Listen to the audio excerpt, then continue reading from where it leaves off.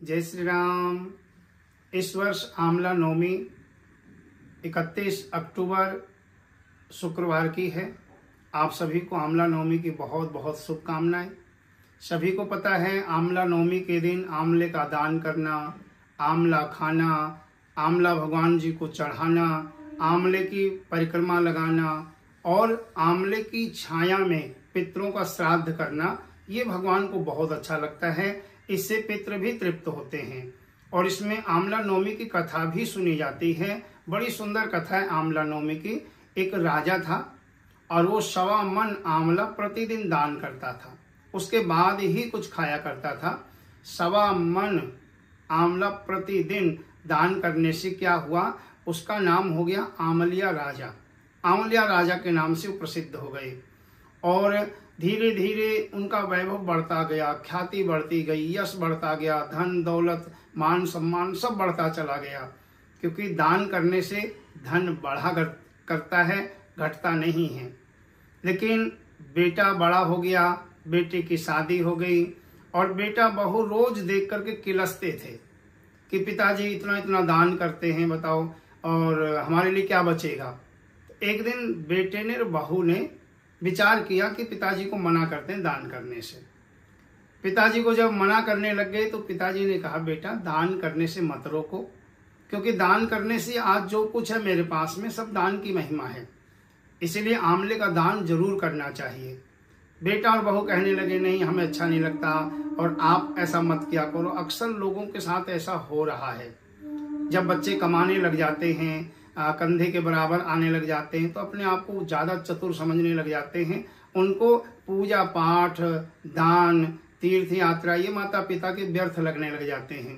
यहाँ पे वही हुआ, बेटे ने और बहू ने आमलिया राजा का दान बंद करवा दिया। लेकिन राजा रानी का तो प्रण था कि जब तक हम दान नहीं करेंगे तब तक कुछ खाएंगे ही नहीं। तो राजा और रानी दोनों महल छोड़ करके चले गए वन में और वन में जाकर के वो भूखे प्यासे एक वृक्ष के नीचे बैठ गए। मन में एक ही इच्छा है कि जब तक दान नहीं करेंगे आमले का हम कुछ नहीं खाएंगे।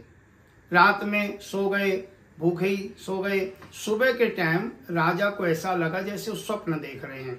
क्या देखा राजा ने कि उनके चारों ओर बड़े बड़े आमले के वृक्ष हैं, उनमें बहुत ज्यादा आमले लगे हुए हैं, टहनियां नीचे को झुकी हुई हैं, इतना आमला लगा है। राजा ने ये देखा तो रानी को जगाया कि देखो देवी ये सब क्या देख रहा हूं मैं, कि सपना है या सच है।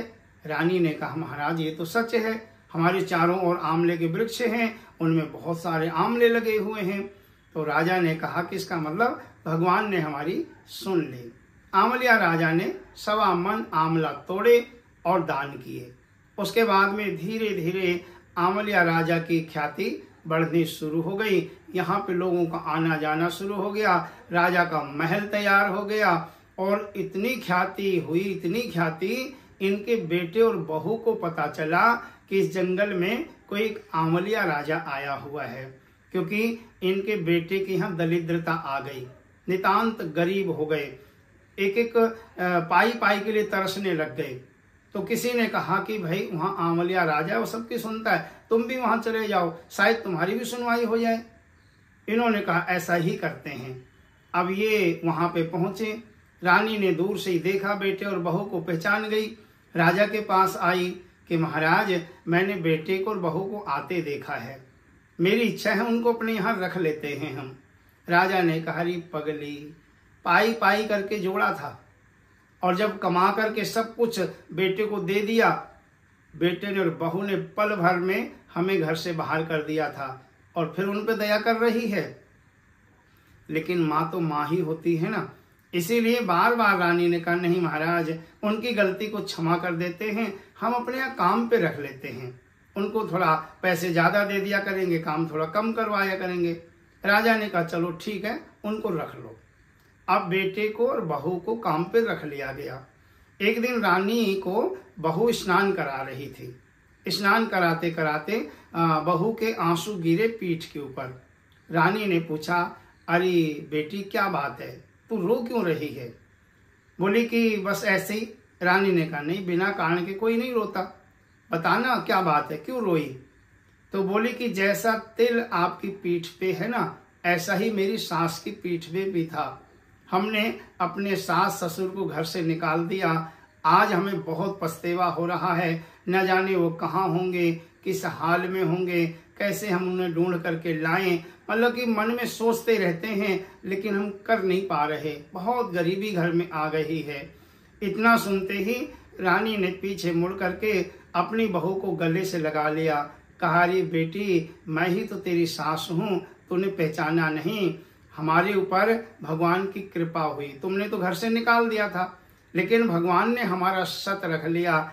हमें इतना सामर्थ्य दिया कि हम फिर से दान करने लग गए हैं। और बेटी, दान देने से कभी भी धन नहीं घटा करता है। तो जैसे आंवलिया राजा के ऊपर भगवान की कृपा हुई, ऐसी आप लोगों के ऊपर भी कृपा हो। इस प्रकार आंवलिया राजा की कथा सुननी चाहिए, उससे आंवला नवमी का पूरा फल आपको प्राप्त होता है।